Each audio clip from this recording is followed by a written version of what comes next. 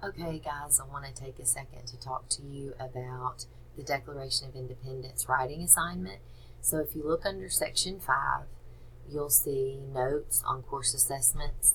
It also talks to you, there's an instruction video there about what each of these are if you need a refresher of how to set the stages for these, but the actual essay is down below. So if you remember from the things we discussed in class regarding the Declaration of Independence and Thomas Jefferson, there was a portion of the Declaration of Independence that was removed.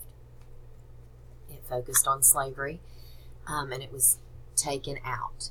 I want you to read these two primary source documents and then go back and rewatch the video that is linked here on the Declaration of Independence. And then using your book and your notes, I want you to write a micro essay comparing Thomas Jefferson's writing in the Declaration of Independence with his views on slavery. For example, in the Declaration of Independence, it says all men are created equal, but in primary source 2, it is very clear that he does not believe that slaves were equal.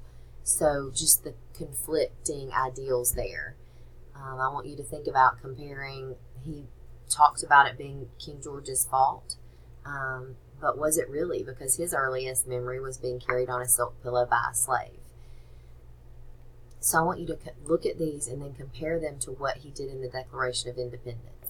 Remember, the idea at the heart of the revolution was liberty and property, freedom. You had the freedom to do what you wanted with your life. You had the freedom to do what you wanted to own your property and you be in charge of it. Slaves had neither one of those things. In fact, slaves were considered property.